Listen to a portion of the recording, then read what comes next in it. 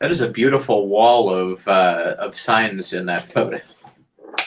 Uh, Yeah, it really is. That's a place in Pittsburgh called Randyland. I'm Um, David Gordon from TheaterMania. I'm here with Jon Tai. John is the creator and star of a new solo magic show. Do you call it a magic show? it's terms are tricky. It's kind of like a play with magic, I suppose, is It's maybe the called best way to describe it. it's Yeah. called Misconnections. You might have seen it virtually out of Red Orchid in Chicago. It's coming to 59 East 59 theaters, but available to everyone May 1st through 20th. It is a wild and lovely and completely mind blowing show. And I'm really excited to talk to you about the creation of it, John. Yeah, for sure. Thank you for having me on. Really Yeah, appreciate it. thanks for your willingness. For the people watching, what is Misconnections? So Misconnections, like I said, is a play with magic. It is billed as a magician's cosmic love story, which it very much is, but it's not just, it's kind of using my own story as an avenue and a conduit to explore all of our stories, because there's a great universality to these kind of fleeting connections that we make with other human beings that sometimes we don't even realize, and that sometimes become not so fleeting in ways that are unexpected, right? But if we only take the leap and are open to it.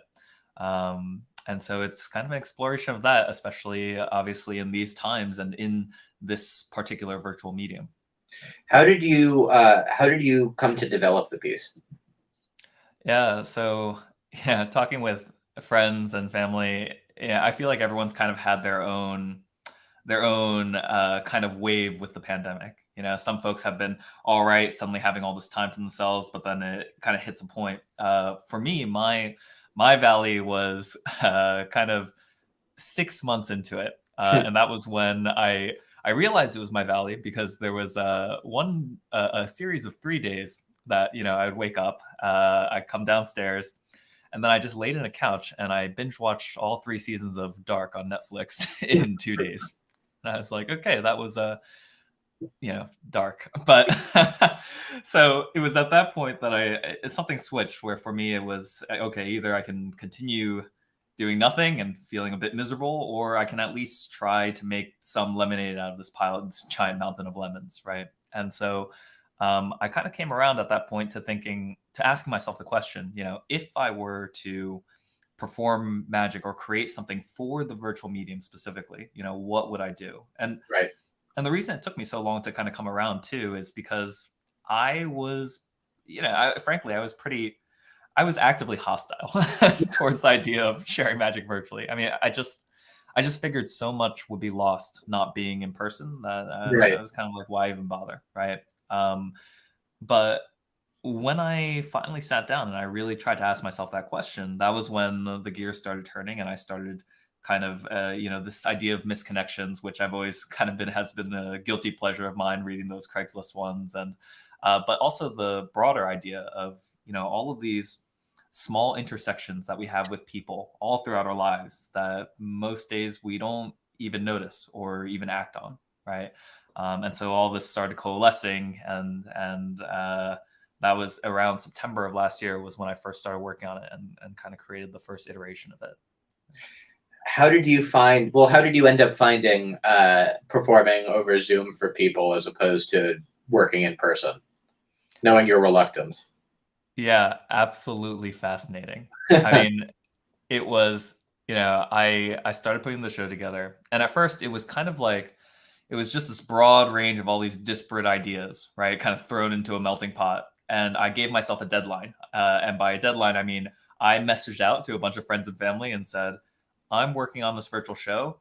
Here's a date I'm going to do it.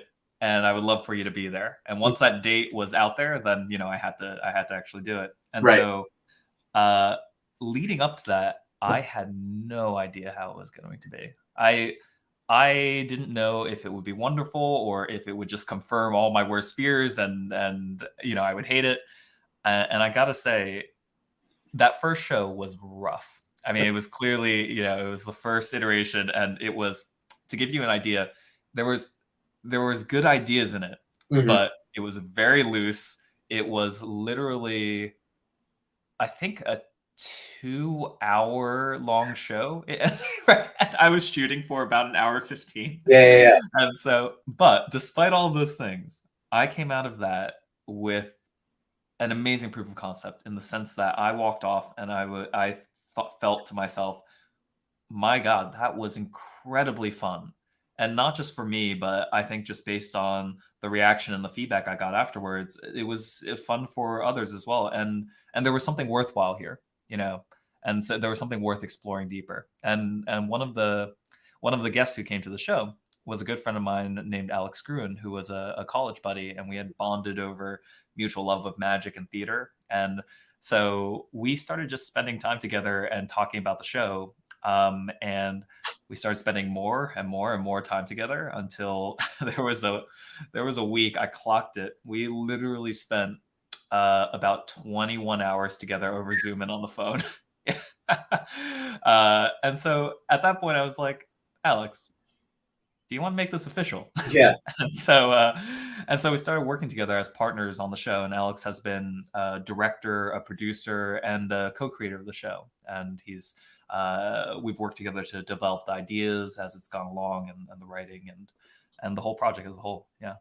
And I love how intimate it is. It's limited to 20 households per performance, uh, Mhm. which allows you to basically interact with everybody, which is Yeah, really cool. exactly.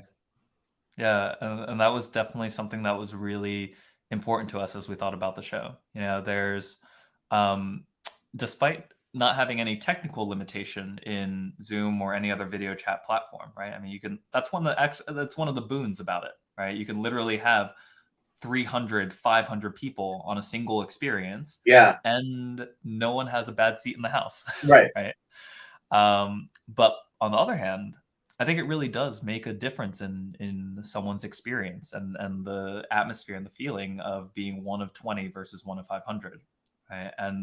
And that kind of, the show is all about taking leaps, right? And there's something, I've been on early on, I've been on a few other virtual shows just to see what others were doing.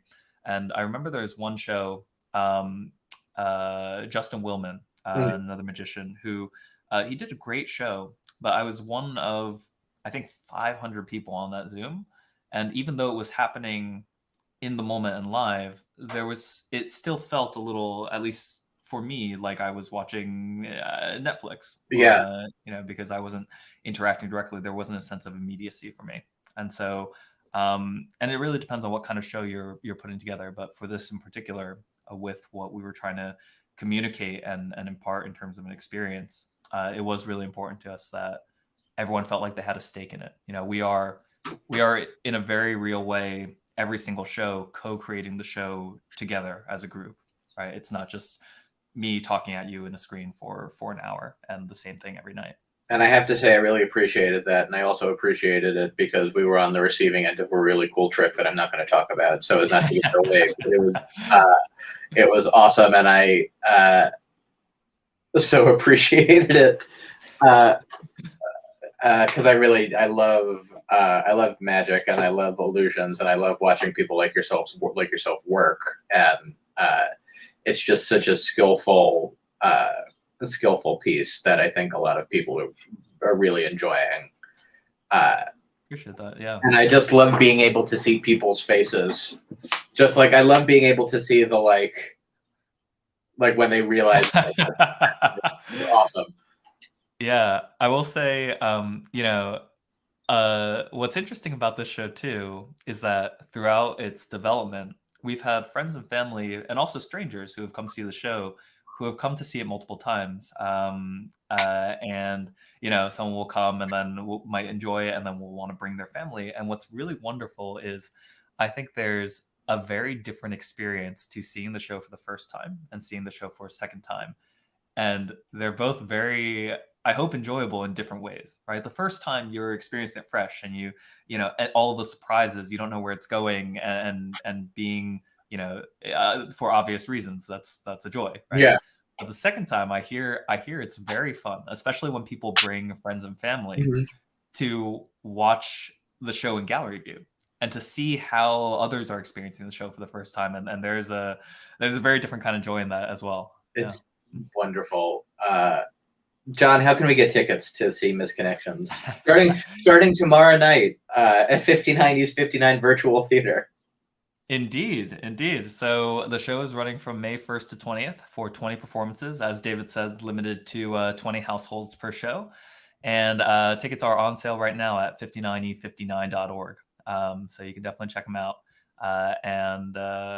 Yeah, definitely hope to be able to say hi and see you there. And it's really wonderful. And there are a lot of dates that already have limited availability. So get on that now, because it's really going to blow your mind. It's the sort of perfect escape for everything that's going on now. I really loved it. Is this the kind of show that you would want to do live when like theaters reopen? That's a great question, David. What I think, it's funny. What has been nice about, there's a lot of crap that has happened, right? Yeah. But there are some good things that have come out of it, and I think one of the good things for me is that it's been, and I think for a lot of people, it's probably been really narrowing in terms of focus, right? When suddenly a lot of these things are kind of cut out from our lives and stripped away, it helps to kind of hone in on certain things, I think. And so for me, once I kind of dove into this project, it was really diving in. I knew on some level, whether subconsciously or consciously, that I wouldn't be successful for myself if I still had one foot out the door and one foot here, right? If I was still kind of holding my breath and holding out for what comes next, because Right. none of us knows what comes next, and Right. nothing that has been made clearly abundant to us over the last year, and so um part of what makes me really happy about the show and what has been really fun about developing it is that it was built specifically for virtual medium, right? It wasn't a show that existed in person that we kind of modified or ported over. Right. And what we found is that, working in this medium hasn't necessarily been more or lesser than in person. It has simply been different, right? And once we kind of came around to that thinking, like, oh, this just operates by totally different rules in terms of the experience and how we interact and what's effective and what's not, and no one knows what they are, and the rules that we think we know are often born from the context of corporate meetings, right? Which are rules that don't actually work very well in a theatrical setting. Like for example, everyone mute themselves except for who's talking, Mhm. right? Works great when you're having a meeting and you're trying to get things done, but in real life, in person, we never live in a vacuum. If you're in a classroom, you hear the kids walking down the hall, outside the classroom. You hear the bus going down the street. And it's that kind of texture and ambiance that I think makes us feel like we are sharing in a space together, right? And so, this isn't really giving anything away, but one of the things that happens at the beginning of the show is we ask everyone to actually unmute themselves and to stay unmuted throughout the show. And there's something that is thrilling and terrifying about that, but in, I think, the best possible way. It really is. John, I appreciate your time. Yeah, absolutely. 59east59.org is where you can all find tickets to Misconnections. It's really worth it. And I think everybody watching this will have a great time at the show. John, it's been lovely to meet you. I await seeing your next thing in person. Hopefully in person eventually. Yeah. We'll see what happens down the road. But thank you so much, David. Yeah, thank you. Be well. And everybody buy your tickets now. Bye. Cheers, everyone.